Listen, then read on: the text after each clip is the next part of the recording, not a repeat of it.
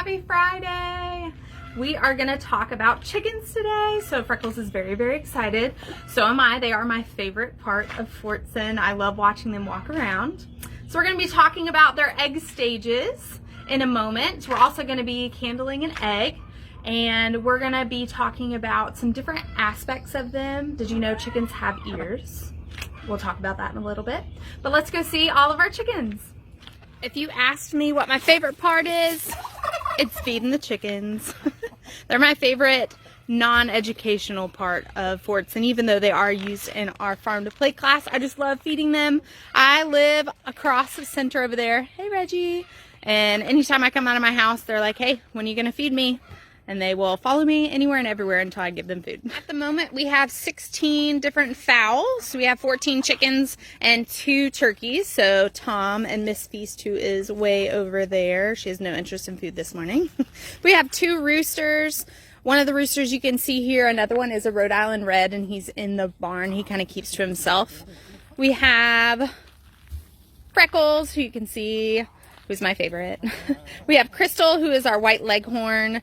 We have quite a few black chickens. That's Big Mama. She is a black copper Moran.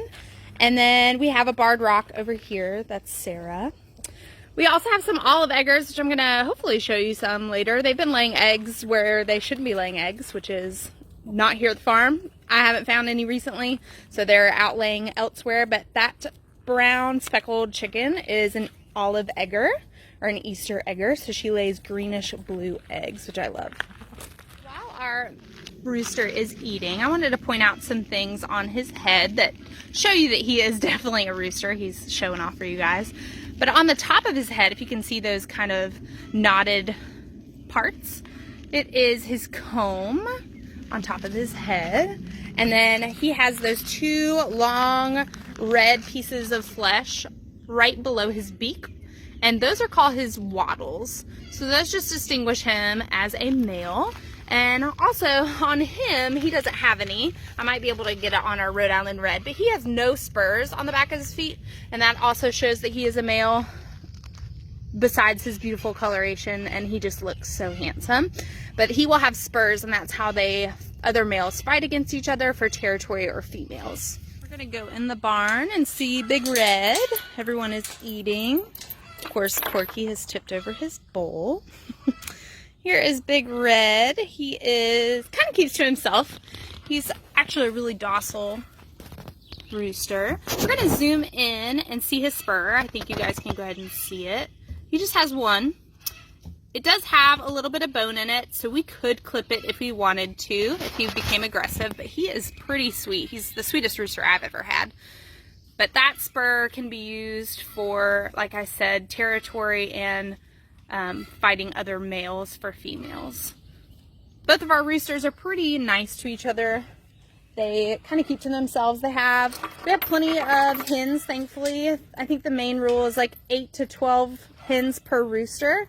So we're pretty good here. They've been pretty awesome. We have had some really rowdy roosters in the past, but thankfully we've been pretty blessed recently. We're going to go through the stages of the egg to get to a chick. Does anyone know how many days it takes to get from an egg to a chick?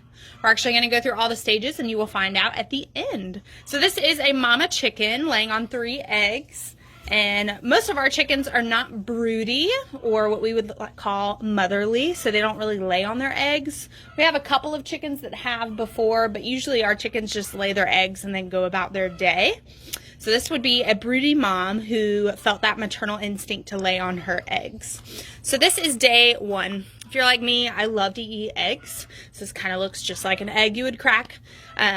If the egg is fertilized, it has to stay inside of an incubator at around 99 degrees for a certain amount of days, which I'm not going to give away, in order for it to start growing. So most of the eggs that we get here are probably fertilized, but since the moms aren't sitting on them, they're not going to start to turn into an embryo because they don't have that heat and all of the right parameters in order to become. By day 6, in our incubator or as a mama chicken, we would look at the egg.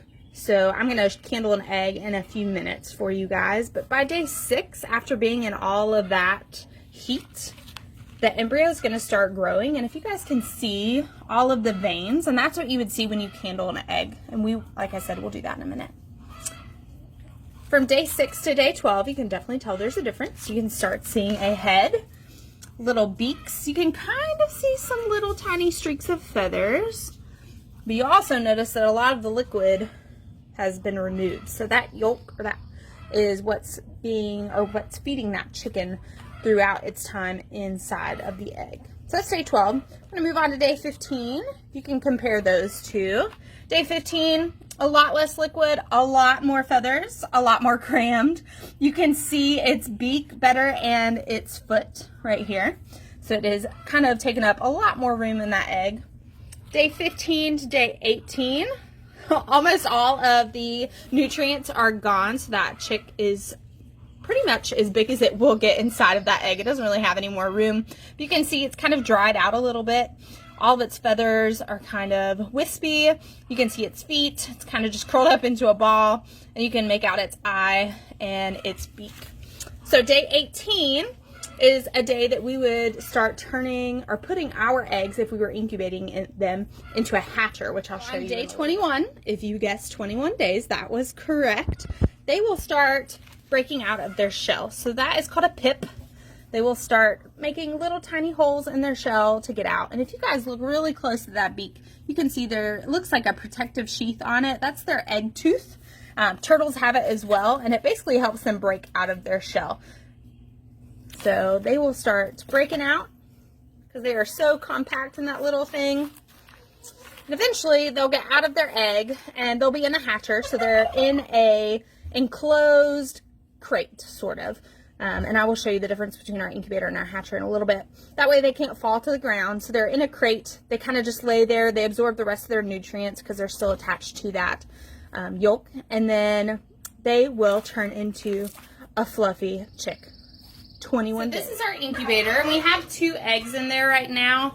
We're going to candle it and see if there's anything growing in there, because they have been in there for a full week. So if there's something in there, we'll see some veins and an embryo starting. And if there's not, unfortunately, we'll just have to throw away the egg, because I don't know about you, but if an egg has been sitting in 99-degree weather for 7 days, I kind of don't want to eat it. So we just have to throw it away. Our hatcher is the same exact replica of this, but it has this kind of crate in it. So like I said, on day 18, we move the egg in here. That way, when they crack and get out of their shell, they can't really go very far, because if you can imagine a chick hatching in there, they have quite a ways to fall, which isn't really good for them. So we put them in here around day 18, and that gives them a couple days to get adjusted and dry out. They only stay in here for about a day. They usually will dry out pretty fast. So we'll put them in day 18, and by day 21 they'll crack out, and they'll hang out in there for a little bit until they're dry, and then we move them to our brooder. So this is our brooder that we move our chicks into after they have completely dried. If you knew one of our previous center directors, Alan Nasworthy, I believe this was his grandmother's or his grandparents, and it actually has some original writing on it. It's got a lot of numbers. I imagine all the chickens that were raised in here. I think it's just really cool. We are very thankful and grateful to Miss Pam and her family for allowing us to continue to use this to further our farm education and our farm to plate class. It's really cool to come in here and see baby chicks just walking around everywhere. So this is where they get their first water and drink. Since they don't have really a mom to show them, we dunk each one of them their beaks in the water and the food, so they know where that food and water is located. And then something really special about this is the grate on the bottom. That's actually really important, because that's their first time that they're really going to be standing, and it helps their feet get really, really strong, and that way they can have really crazy strong legs to walk around and survive outside. So this is our egg candler, and in the olden days, you would use a candle. That's why it's called candler. But underneath, I'm going to take this egg out real quick. Underneath, there is a light. It's very, very bright. And the batteries. And then this sits on top of it. And it has a mirror in it, so we can see it as the absolute darkest. So you want to place your egg inside. We close this. And then this is our viewer. So we're actually going to look inside.